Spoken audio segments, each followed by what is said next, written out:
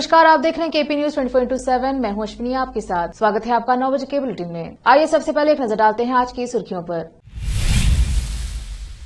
ज्ञान के भंडार विश्व के महानतम कवि सर्वज्ञ शिव कुमार शिलवंत ने कहा। ज्वलंत मुद्दों का करे स्थायी समाधान, विधायक बंडेप्पा खाशमपुर ने किया आग्रह। कर्नाटक के बजट में राम मंदिर का उद्देश्य चुनावों के लिए भाजपा के वोट बैंक को किनारे करना है। सैंके रोड फ्लाईओवर के विरोध में बेंगलुरु के निवासियों ने काली पोशाक पहनी। बेंगलुरु मेट्रो निर्माण हादसों में अब तक 38 लोगों की मौत हो चुकी है। मेघालय में पीएम मोदी को रैली के लिए नहीं मिली अनुमति, राज्य सरकार ने बताई ये वजह, बीजेपी ने किया पलटवार।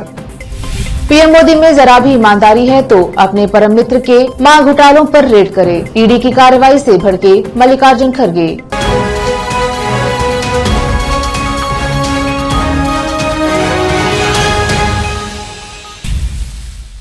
समाचारों का सिलसिला शुरू करते हुए देखते हैं समाचार विस्तार से। पहले समाचार स्थानीय। बीदर के उपजिलाधिकारी शिव कुमार शिलवंत ने कहा कि सर्वज्ञ विश्व के श्रेष्ठ कवि और ज्ञान के भंडार हैं, जिन्होंने सरलता और तुकबंदी के माध्यम से सभी विषयों का ज्ञान विश्व में फैलाया। वह आज शहर में जिला प्रशासन, जिला पंचायत और कन्नड़ा और संस्कृति विभाग द्वारा रंग मंदिर में आयोजित संत कवि सर्वज्ञेश्वर जयंती उत्सव कार्यक्रम का उद्घाटन करके बात कर रहे थे। उन्होंने कहा कि सभी को अपने जीवन में संत कवि सर्वज्ञ के अनुशासन, प्रतिबद्धता और आदर्शों को अपनाना चाहिए और आगे बढ़ना चाहिए। कुम्हार समाज ने कुम्हार कुल कस्बा के मिट्टी के औजारों की बिक्री के लिए बीदर जिले में एक बाजार उपलब्ध कराने का अनुरोध प्रस्तुत किया और वादा किया कि निकट भविष्य में जिला प्रशासन स्तर पर इस पर चर्चा कर बाजार की व्यवस्था की जाएगी। कमलापुर राजकीय प्रथम श्रेणी महाविद्यालय के सहायक प्राध्यापक डॉक्टर सर्वज्ञ के जीवन पर व्याख्यान दिया। रविंद्र कुम्हार के अनुसार सर्व जनरा जयंती मना रही है, जो कुम्हार जाति की एकता के लिए सहायक है। समाज आर्थिक, सामाजिक और शैक्षणिक रूप से पिछड़ा हुआ है। उन्होंने अनुरोध किया कि सरकार को कुम्हार समुदाय के कल्याण की परवाह करना चाहिए। कार्यक्रम की शुरुआत से पहले सर्वज्ञ की चित्र यात्रा बीदर जिला कलेक्टर के कार्यालय से शुरू हुई और शहर के मुख्य हलकों से होते हुए चन्नबसवा पट्टदेवरू रंग मंदिर पहुंची। कैमरामैन कृष्णा का कवरेज। ಎಲ್ಲಾ ವಿಷಯಗಳನ್ನ ಹಂಚಿಕೊಂಡಂತ ಏಕೈಕ ವ್ಯಕ್ತಿ ಸರ್ವಜ್ಞನವರು. ತ್ರಿಪದಿ ಅಂತಂದ್ರೆ ಕೇವಲ 3 ಸಾಲಿನಲ್ಲಿ ಸಮಸ್ತ ವಿಚಾರವನ್ನ ಹೇಳುವಂತ ಒಂದು ಶಕ್ತಿ सर्वज्ञनವರು. साकಷ್ಟು होने के पहले आदमी आने के बाद ये अपना कुम्हारा काम करे तो हम लोग खाने के लिए, पीने के लिए, हर चीज़ के लिए अपन आगे बढ़ने का मौका था। क्यों बोल तो अभी तो स्टील के प्लेट्स, स्टील के प्लेट्स है, स्टील के यूटेंसिल्स है और एल्यूमिनियम के यूटेंसिल्स है। पहले जब खाना पकाना था, जब पुराने ज़माने में कुम्हारा बनाया सो घड़ों में खाना बनाते थे और पानी पिलाते थे और खाने के लिए वो प्लेट भी वही मिलता था। अब वो ये दुनिया में सबसे ज़्यादा అందరూ తెలుసా ఈ ప్రపంచంలో నాగరికత వచ్చిన నాటి నుంచి కుమ్మరులు లేనిది ఈ ప్రపంచంలో మానవ మనుగడనే లేదు. ఎందుకొరకనంటే ఇప్పుడు మనకు అన్ని రకాల పాత్రలు దొరుకుతున్నాయి, అన్ని రకాల కడవలు దొరుకుతున్నాయి, కుండలు దొరుకుతున్నాయి, స్టీల్. कुंभार समुदाय की ओर से आज बीदर जिला कुंभार संघ और जिलाडಳಿತ बीदर और कन्नड़ और संस्कृति इलाके बीदर की ओर से पूज्य चन्नबसवा पट्टदेवरू रंग मंदिर में त्रिपदी कवि सर्वज्ञ जयंती ये साल भी बढ़िया आचरण किया है। इस कार्यक्रम में हमारे समुदाय के लोकल और आजू बाजू के गांव के लोग और लेडीज़ और जेंट्स सब जने इस कार्यक्रम में आए हैं। और मेरे तरफ से बोले तो हमारे समुदाय की तरफ से पेयजल समस्या का स्थायी समाधान कराया जाए, ग्रामीण क्षेत्रों में परिवहन व्यवस्था में सुधार किया जाना चाहिए। पूर्व मंत्री जेडीएस विधायक दल के उपनेता बीदर दक्षिण विधानसभा क्षेत्र के विधायक बंडेप्पा खाशमपुर ने 10 मुद्दों पर सदन के माध्यम से सरकार से आग्रह किया कि रोग के कारण फसल खो चुके किसानों को दिए जाने वाले मुआवजे की राशि में वृद्धि की जाए। सोमवार को बेंगलुरु के विधानसौधा में आयोजित बजट सत्र के 7वें दिन बोलते हुए उन्होंने कहा कि बीदर में हम सभी बोरवेल का पानी पी रहे हैं। मेरे क्षेत्र में 100 से ज्यादा गांव आते हैं, उनमें से केवल 18 गांव बहुग्राम योजना के तहत हैं। बहुग्राम योजना से संबंधित 2 और प्रस्ताव लंबित हैं। जेजेएम का काम पहले से ही 80 गाँव में चल रहा है, लेकिन पानी का कोई स्रोत नहीं है। एमवीएस को कारंजा से सोर्स नहीं करना चाहिए। विधायक बंडेप्पा खाशेमपुर ने मुख्यमंत्री बसवराज बोम्मई से जल्द व्यवस्था करने की अपील की। विशेष संवाददाता की रिपोर्ट। शिवाजी महाराज की लड़ाई की भावना, साहस और बहादुरी युवाओं के लिए प्रेरणा है। KSIIDC के अध्यक्ष डॉक्टर शैलेंद्र बेलदाड़े ने कहा। वह बीदर दक्षिण के राजगीर गांव में आयोजित 393वें शिवाजी जयंत्योत्सव कार्यक्रम का उद्घाटन करते हुए बात कर रहे थे। उन्होंने कहा, भारतीय राष्ट्र को विदेशी शासन से मुक्त कराने और उसकी रक्षा करने में छत्रपति शिवाजी महाराज का योगदान अतुलनीय है। ऐसे महान व्यक्ति किसी एक जाति तक सीमित न रहकर एक राष्ट्रीय नेता के रूप में धर्म की रक्षा में महत्वपूर्ण भूमिका निभाई और त्याग और बलिदान के फलस्वरूप आज समाज में लोग शांतिपूर्ण जीवन व्यतीत कर पा रहे हैं। राष्ट्र की संस्कृति के संरक्षण और विकास में शिवाजी के प्रयास अविस्मरणीय हैं। उन्होंने कहा कि ऐसे महान व्यक्ति के आदर्शों को अपनाने पर ही सम्मान मिलेगा। इस मौके पर नरेश सतवारी, रंगनाथ, चंद्रकांत मराठे, वेंकट मराठे, धनश्री रमेश, मल्लिकार्जुन पाटिल सहित अन्य ग्रामीण मौजूद रहे। विशेष संवाददाता की रिपोर्ट। लेते हैं छोटा सा ब्रेक, जल्द लौटेंगे ब्रेक के बाद। लोकल और इंटरनेशनल न्यूज की सबसे बेहतर कवरेज जो आपको रखती है हर पल बाखबर। देश और दुनिया भर की खबर के लिए देखते रहें KP News 24/7। Noor Education Trust Bidar की ओर से चलाए जाने वाला Noor MEd and BEd College Bidar, recognized by NCTE Delhi and affiliated to Gulbarga University, Gulbarga. Admission are open for the academic year 2022-23. विशेषज्ञ और सक्षम शिक्षकों द्वारा शिक्षा प्राप्त करने के लिए नूर एमएड एंड बीएड कॉलेज में दाखिला लें और शांत वातावरण में शिक्षा प्राप्त करें। बीदर शहर में बेहतर शिक्षा का एकमात्र केंद्र Noor MEd and BEd College, Shahpur Gate, Bidar.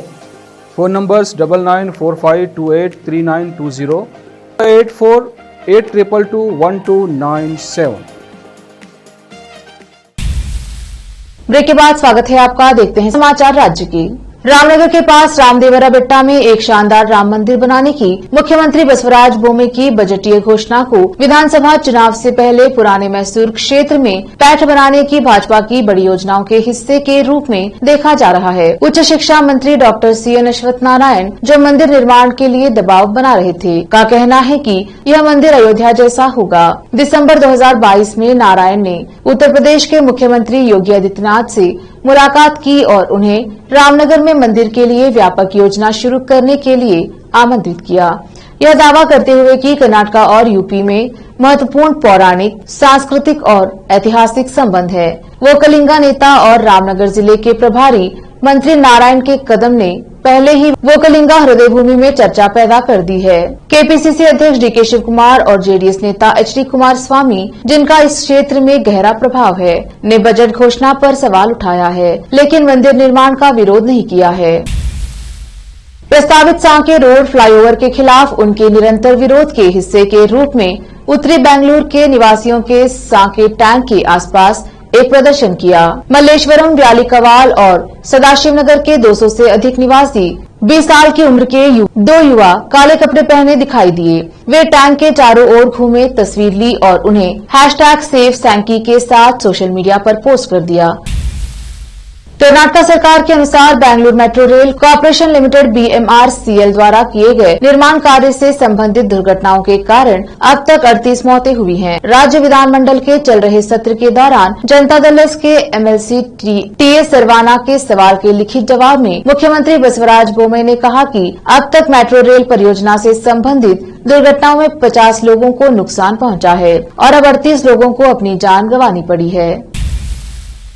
G20 की भारतीय अध्यक्षता के तहत पहली G20 वित्त मंत्रियों और सेंट्रल बैंक गवर्नर्स FMCBG की बैठक 24 और 25 फरवरी के बीच बेंगलुरु में होने वाली है। बैठक का उद्देश्य कुछ प्रमुख वैश्विक आर्थिक मुद्दों को संबोधित करने के लिए मंत्रियों और राज्यपालों के बीच विचारों के सार्थक आदान प्रदान को बढ़ावा देना है। आधिकारिक सूत्रों ने बताया कि वित्त मंत्री निर्मला सीतारामन और भारतीय रिजर्व बैंक आरबीआई ने गवर्नर शक्तिकांत दास संयुक्त रूप से बैठक की अध्यक्षता करेंगे। G20 FMCBG बैठक 22 फरवरी को G20 वित्त और सेंट्रल बैंक डिप्टी FCBD की बैठक से पहले होगी, जिसकी सह अध्यक्षता आर्थिक मामलों के सचिव अजय सेठ और आरबीआई के deputy governor Michael D Patra करेंगे। केंद्रीय सूचना एवं प्रसारण मंत्री अनुराग ठाकुर G20 FCBD बैठक का उद्घाटन करेंगे। G20 इंडियन प्रेसिडेंसी के तहत पहले G20 FMCBG बैठक में G20 सदस्यों के वित्त मंत्रियों और सेंट्रल बैंक गवर्नर्स, आमंत्रित सदस्यों और अंतर्राष्ट्रीय संगठनों के प्रमुखों की भागीदारी देखी जाएगी। अब वक्त एक और छोटे से ब्रेक का, जल्द लौटेंगे ब्रेक के बाद। लोकल और इंटरनेशनल न्यूज की सबसे बेहतर कवरेज जो आपको रखती है हर पल बाखबर। देश और दुनिया भर की खबर के लिए देखते रहें KP News 24/7। Noor Education Trust Bidar की ओर से चलाए जाने वाला Noor MEd and BEd College Bidar, recognized by NCTE Delhi and affiliated to Gulbarga University, Gulbarga. Admission are open for the academic year 2022-23। विशेषज्ञ और सक्षम शिक्षकों द्वारा शिक्षा प्राप्त करने के लिए नूर एमएड एंड बीएड कॉलेज में दाखिला लें और शांत वातावरण में शिक्षा प्राप्त करें। बीदर शहर में बेहतर शिक्षा का एकमात्र केंद्र Noor MEd and BEd College, Shahpur Gate, Bidar. Phone numbers 9945283920, 8482221297। Break के बाद स्वागत है आपका। देखते हैं देश और विदेश के अन्य समाचार। मेघालय में 27 फरवरी को विधानसभा चुनाव होना है।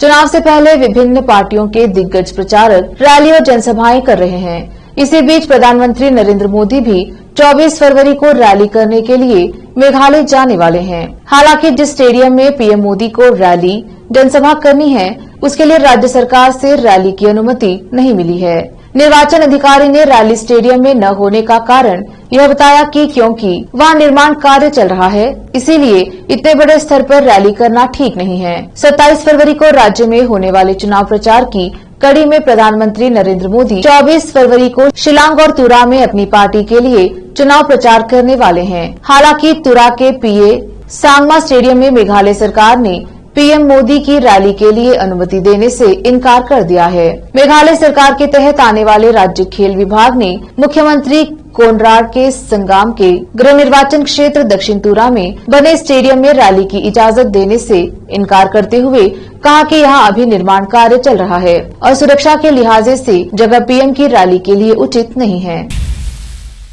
छत्तीसगढ़ में कांग्रेस के नेताओं के ठिकानों पर हुई ईडी की छापेमारी चर्चा का विषय बनी हुई है। इस छापेमारी को लेकर कांग्रेस अध्यक्ष मल्लिकार्जुन खड़गे का बयान सामने आया है। उन्होंने कहा, पिछले 9 सालों में ईडी ने जो रेड की है उसमें 95% विपक्षी नेता हैं और सबसे ज्यादा कांग्रेस नेताओं के खिलाफ है। रायपुर में कांग्रेस के महाधिवेशन के पहले मोदी सरकार द्वारा ईडी का दुरुपयोग कर छत्तीसगढ़ के हमारे कांग्रेस नेताओं पर छापा मारना भाजपा की कायरता को दर्शाता है। खड़गे ने ये भी कहा, हम इन कायराना धमकियों से डरने वाले नहीं हैं। भारत जोड़ो यात्रा की अपार सफलता से भाजपा की बेचैनी दिखने लगी है। पीएम मोदी में जरा भी ईमानदारी है तो अपने परम मित्र के महाघोटाले पर रेड करे। लोकतंत्र को कुचलने के इस प्रयास का हम डटकर सामना करेंगे। ईडी ने अब कांग्रेसी नेताओं पर शिकंजा कसना भी शुरू कर दिया है। सोमवार तड़के मिली जानकारी के मुताबिक कांग्रेस के आधा दर्जन नेताओं के यहाँ ईडी का छापा पड़ा है। जिन नेताओं के खिलाफ ये छापेमारी हुई है उसमें रामगोपाल अग्रवाल, गिरीश देवांगन, आरपी सिंह, विनोद तिवारी, सनी अग्रवाल समेत कई नाम शामिल हैं। गौरतलब है कि 24 फरवरी से रायपुर में कांग्रेस का राष्ट्रीय अधिवेशन है। ऐसे समय में कांग्रेसी नेताओं के खिलाफ ईडी की छापेमारी से सियासी गलियारों में हड़कंप मच गया है। ईडी ने कई कांग्रेसी नेताओं के ऊपर शिकंजा कसा है और ईडी ने कल रात से रेकी करने के बाद सुबह दबिश दी। जिन नेताओं के खिलाफ ये कार्यवाही हुई है वह श्रीराम नगर, डीडी नगर, गीतांजलि नगर, मोवा, भिलाई में रहते हैं। जेडीयू में आर पार की लड़ाई पर उतरे उपेंद्र कुशवाहा ने आखिरकार पार्टी छोड़ने का ऐलान कर दिया है। पटना में अपने समर्थकों के साथ 2 दिनों तक बैठक करने के बाद उपेंद्र कुशवाहा ने जेडीयू छोड़ने का ऐलान किया। उन्होंने अपने फैसले की जानकारी नीतीश कुमार और पार्टी के राष्ट्रीय अध्यक्ष ललन सिंह को दे दी है। इससे पहले कुशवाहा की समर्थकों की बैठक में नई पार्टी बनाने का फैसला लिया गया था। बता दें कि उपेंद्र कुशवाहा रविवार से पटना में जेडीयू के नेताओं कार्यकर्ताओं के साथ बैठक कर रहे थे। पूरे बिहार से आए जेडीयू के हजारों कार्यकर्ताओं के साथ 2 दिनों तक बैठक करने के बाद उपेंद्र कुशवाहा ने पार्टी छोड़ने का फैसला लिया। कुशवाहा ने कहा कि बिहार में तेजस्वी यादव को सत्ता सौंपने का फैसला इस राज्य को बर्बाद कर देगा। बिहार में फिर से जंगल राज वापस आएगा। कुशवाहा ने कहा कि समता पार्टी और जेडीयू का गठन ही जंगल राज को खत्म करने के लिए हुआ था। जेडीयू के कार्यकर्ता जंगल राज को वापस नहीं आने देंगे। संत कुमार गोस्वामी की रिपोर्ट। बिना डिग्री के फर्जी अस्पताल चला रहा था फर्जी डॉक्टर, जिसको सीएमओ विभाग ने सील किया है और अब जल्द ही मामला दर्ज किया जाएगा। रामपुर शाहबाद क्षेत्र के सेफनी में फर्जी तरीके से चल रहे सहारा अस्पताल को स्वास्थ्य महकमे के नोडल अधिकारी डॉक्टर के चहल ने सील किया है। बिना डिग्री के सदाम नामी शख्स अस्पताल का अवैध संचालन कर रहा था। इससे पहले सीएमओ विभाग की टीम उसे बंद कराने में विफल हुई थी, लेकिन अब सील कर मामला दर्ज करने की तैयारी की जा रही है। रामपुर से नाजिम अली की रिपोर्ट। तुम सादा कर लो सर। ये सेफ नहीं पड़ता है शाबाद में, वहाँ एक हॉस्पिटल सील हुआ है सहारा हॉस्पिटल के नाम से, और बताया जा रहा है पूरा फर्जी डॉक्यूमेंट है, बच्चा टाइप का जो है उसको चला रहा था। के चेहरे सामने सील करा है, क्या कहेंगे?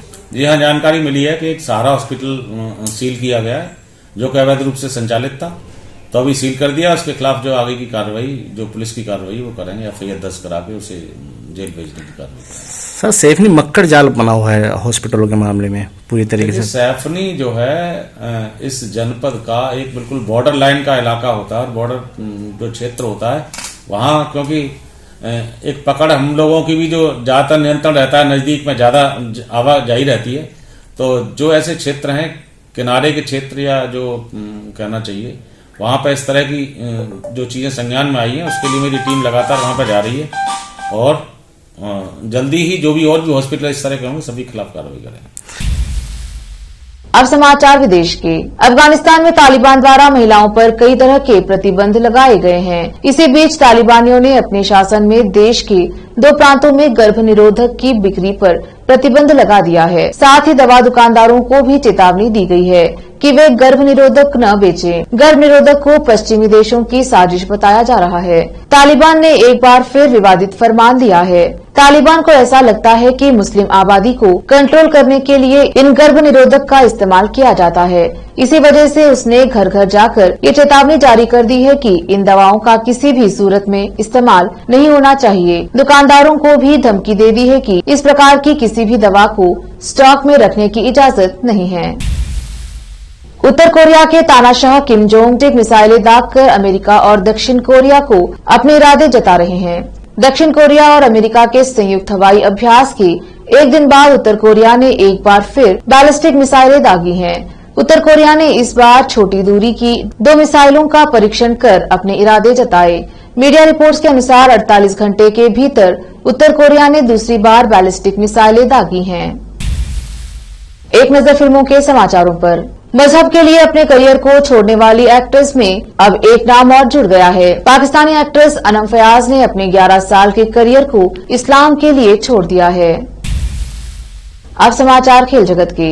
ऑस्ट्रेलियाई टीम सिलेक्शन पर उठे सवाल, अपने ही खिलाड़ी ने गिनाई बल्लेबाजों की गलतियां। आखिर में समाचार बाजार की। OnePlus लॉन्च करने वाला है क्वाड डिस्प्ले वाला धाकड़ स्मार्टफोन, 50 MP होगा कैमरा। फिर से एक नजर आज की सुर्खियों पर। ज्ञान के भंडार विश्व के महानतम कवि सर्वज्ञ शिव कुमार शिलवंत ने कहा, ज्वलंत मुद्दों का करे स्थायी समाधान, विधायक बंडेप्पा खाशमपुर ने किया आग्रह। कर्नाटका के बजट में राम मंदिर का उद्देश्य चुनावों के लिए भाजपा के वोट बैंक को किनारे करना है। सैंके रोड फ्लाईओवर के विरोध में बेंगलुरु के निवासियों ने काली पोशाक पहनी। बेंगलुरु मेट्रो निर्माण हादसों में अब तक 38 लोगों की मौत हो चुकी है। मेघालय में पीएम मोदी को रैली के लिए नहीं मिली अनुमति, राज्य सरकार ने बताई ये वजह, बीजेपी ने किया पलटवार। पीएम मोदी में जरा भी ईमानदारी है तो अपने परम मित्र के मां घोटालों पर रेड करे, ईडी की कार्रवाई से भड़के मल्लिकार्जुन खड़गे।